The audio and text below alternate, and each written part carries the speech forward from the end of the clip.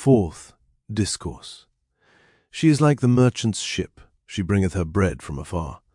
Prov. Xi. 14. My children, a woman should attend diligently to her household affairs. It is one of her principal duties. She will never degrade herself by condescending to the smallest details, for there is a manner of doing so which compromises neither her dignity, authority, nor character. We daily see the sun, without losing aught of its brilliancy or splendid majesty, penetrating everywhere, and illuminating even the meanest and poorest spots. Manual labor, of whatever nature, whether the spinning of wool or flax, handling the distaff or the needle, superintending the making of dishes or of garments, manual labor, I repeat, is always one of the best and most useful resources in a woman's life, and one of the plague spots of our present epoch is its being utterly laid aside, or at least rarely practiced. Does this mean that intellectual labors should be abandoned, and a woman's part limited to superintending cookery and knitting stockings? I think we fully establish the contrary by pointing out the medium to be observed between these extremes, without wishing to transform you into blue stockings, which is but a ridiculous character, and injurious in many points of view, without wishing to oblige all women to study, which to many would be an impossibility. I still maintain that study, in a suitable degree, is most desirable for the greater number of women, and it is easy to corroborate this maxim by the opinions of grave authorities, and in particular by the example of St. Augustine's mother. We will now proceed with the explanation of the book of Proverbs, always taking the verses in order of succession. She is like the merchant's ship. She bringeth her bread from afar. Woman is like unto a ship.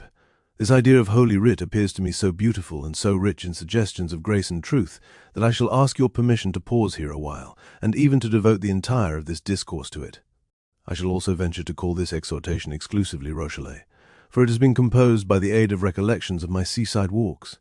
Behold yonder vessel so skilfully built, it possesses beauty and strength alike, and as it speeds forth over the waters with its flowing sails and graceful form, it is one of the chief ornaments of the sea.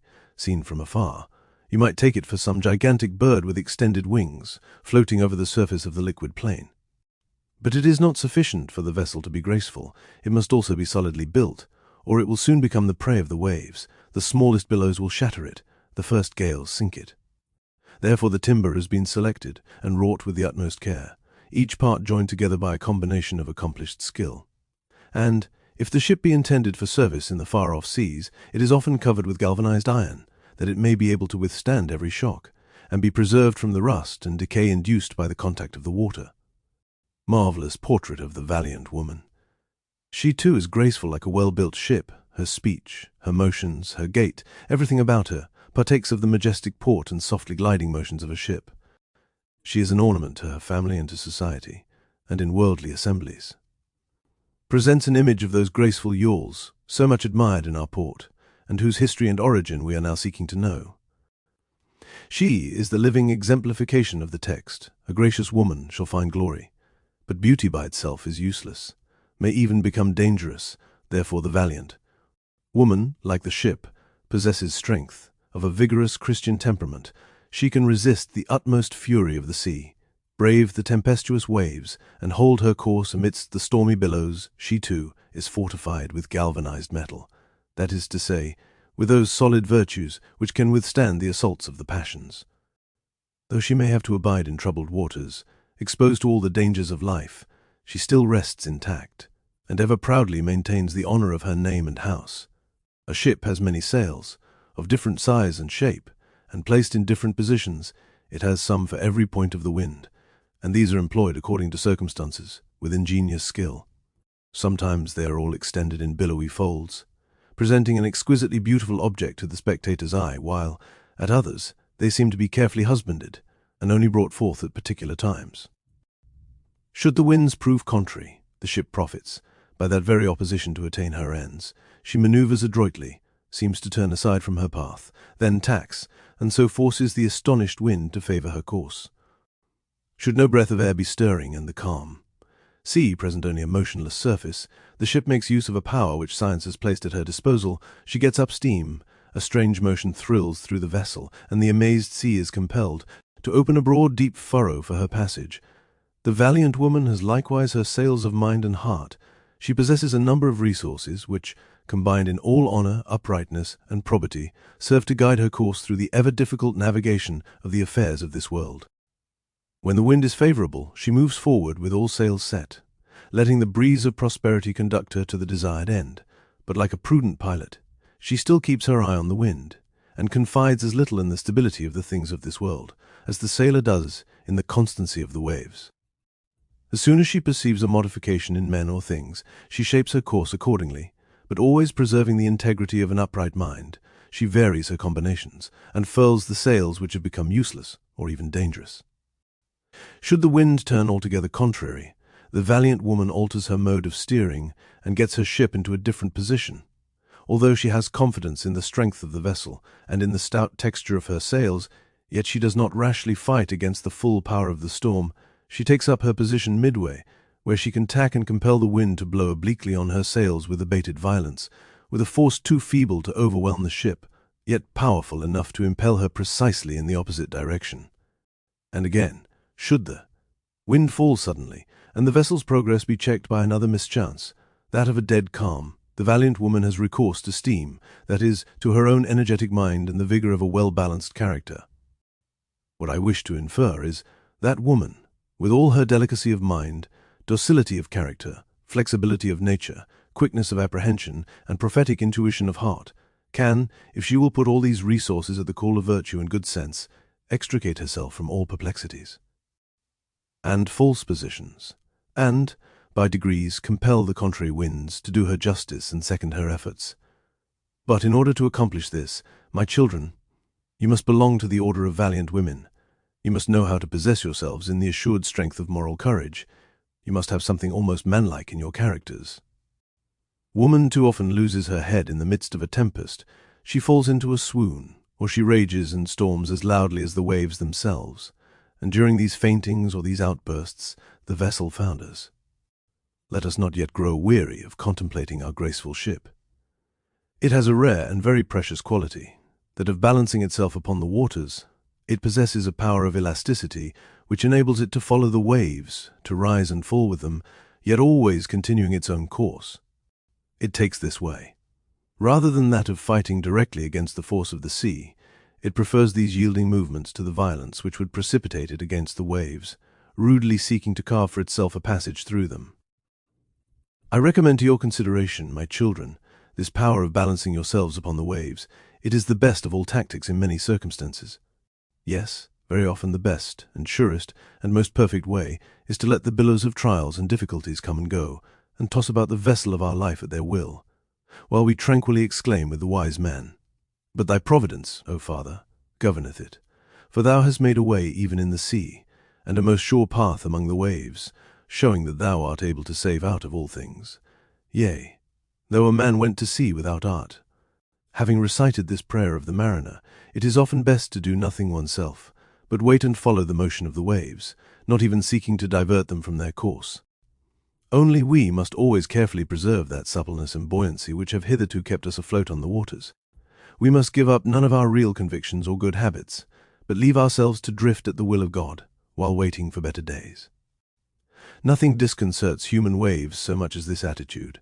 They comprehend in the end that there is nothing to be gained by attacking certain vessels, and resigning themselves to the fate of being unheeded, are more quickly calmed. True piety, deeply rooted in the heart, can alone give you this combined buoyancy and energy which holds its ground all the better for appearing to yield. But what seems so simple, natural, and necessary to be done in this respect is extremely difficult in practice. It costs self-love a great price to reach this point. At each moment sacrifices are demanded. Sacrifices of our thoughts and affections, perpetual immolations of our own wishes, vanity is wounded, feelings hurt, and every susceptibility aroused. No, nature left to herself could never produce these effects. So simple, so easy of acquirement, so necessary to happiness. At the utmost, she can only sometimes appreciate their ideal beauty, but self-love will have its revolts, and becomes the worst of counselors. It refuses to yield, it chooses rather to resist openly, and bear the deplorable consequences of its obstinacy. True piety, detaching us from the things of this world, raising us above the earth, and elevating our whole character, naturally predisposes us to that firm, vigorous, well-balanced state of mind in which prudence is taken as ballast, and the impetuous movements of self-love are restrained by a superior wisdom. Our ship has yet another resource. When the weather becomes too bad, it casts anchor. The anchor is a weighty piece of iron, bent back at both ends, and suspended from the side of the vessel. This, in stormy seas, when there might be danger in continuing the course, is let go. The ponderous mass falls into the deep, fastens down the ship by its weight, and becomes a kind of solid foundation for it in the depths of the sea. Our soul should also be provided with its anchor, nay, with many anchors suspended from the bulwarks, and when the storm comes, she should drop them into the depths of God's providence and rest unmoved, awaiting the end of the tempest. The anchors of the soul are many and various, for under that name I would place everything tending to support and consolidate it, such as good and well-established principles, great firmness of character, safe and pious friendships, and, above all, unshaken confidence in God and energetic faith capable of moving mountains. These are the real anchors of the soul, and when the chain which holds them has been forged in heaven, it cannot break. Ladies, amid the numerous difficulties of family life, amid those heavy ground swells which arise so unexpectedly, tossing about in all directions the vessel of the soul, follow this counsel, cast anchor, and remain quiet. And after that, you ask? Nothing more, only keep your anchor firm and pray. Is this not what the pilot does at sea? A ship always carries a mariner's compass, and by the aid of this little instrument it can tell where it is, and whither its course is tending, for the magnetic needle points out the position and direction of the vessel. In many circumstances the stars might serve the same purpose, and the polar star is our surest indication of the north, but sometimes clouds cover the sky and the stars are hidden. The compass then becomes indispensable, and replaces for our guidance the light of the heavens. It is still more necessary that we should possess a compass in life, a celestial guide to keep us from losing our way. The gravest misfortune to many women has been their want of a compass in certain events of their lives, and especially in youth. The storm came, darkness thickened round them, and ignorant of where their path was leading them, they were shipwrecked on the rocks. A steady, mild, enlightened piety will always prove a woman's best compass. The light of faith should direct her way, and in her inmost soul she should have a far-seeing prudence, a heavenly instinct, an upright conscience which may serve to guide her aright through the gloom, and point out the true bearings of surrounding objects. With these precautions, my children, you will not veer about at the mercy of every wind of doctrine, and you will know that there are paths no Christian woman should tread, and rocks which must be shunned if shipwreck would be avoided. The mariner's compass may be also taken in another sense. There are minds who either have no compass, or have put it out of order, and with them the north is to be found in the south, the east in the west, and very often they see everything upside down. To use a sailor's expression, they are always losing the north. Nothing with them is fixed, nothing steady, perpetual instability, repeated tackings, as frequent as they are inopportune, so that one may say of them that they are constant to nothing but inconstancy. What advice can we give them? For religion must have counsel for every situation of life, and every diversity of character. The practice of humility would be of a special utility to them, a profound diffidence of themselves and their own opinions, a prudent deliberation in their resolutions and acts, would preserve them from many dangers and prevent many false steps. I would also advise such to have themselves taken in tow by some other vessel duly fitted with a compass and steered by a skilful pilot, that is, to let themselves be guided and directed by sensible attached friends, and to do nothing without their advice. Thus will their natural incapacity be supplemented as much as is possible, and without this indispensable precaution, the number of their shipwrecks will be incalculable. Let us proceed with the inspection of our ship. What are those great bare trees called which seem to start up in the middle? I can count 1, 2, 3 principal ones. They are the props which sustain the ropes, the sails, and all the rigging of the vessel. If the ship's masts give way, her strength is gone, she struggles but feebly against the force of the waves, and is often on the verge of foundering. In like manner, it is necessary that our minds should be furnished with those vigorous thoughts, those fixed principles which may be termed the scaffolding of moral life, and I do not mean this counsel to apply to religious matters only, but to all things connected with man's life, to temporal affairs, and to the rules which should guide our conduct in our dealings with men and things. Principles are needed everywhere. I do not say systematic rules, for a system is always dangerous, and often a cause of imprudent acts and more or less grave faults, but those principles which, without ever once straying from the line of truth, yet possess sufficient elasticity to adapt themselves to all the requirements of prudence and charity. They are the props of life, the masts of the human vessel. Around them are grouped and twined the thoughts, the projects, the resolutions of the soul, all the various threads which weave the network of life. Woe to the soul devoid of masts, without power of resistance. She can never win her way through the heavy sea of contradictions and opposing currents. Her progress will be irregular and wavering, like a ship beaten about by contrary winds. Neither are masts all sufficient. A helm is also needed. This is a small piece of wood half hidden in the water. The pilot, almost imperceptibly, communicates to it a perpetually changing motion when in dangerous places, and this movement of the helm is the true guiding power of the ship, giving it an impulse which can, at any moment, vary and incline its course in an opposite direction. Thus, impelled by a prudent, intelligent hand, the ship sails safely on in the midst of perils.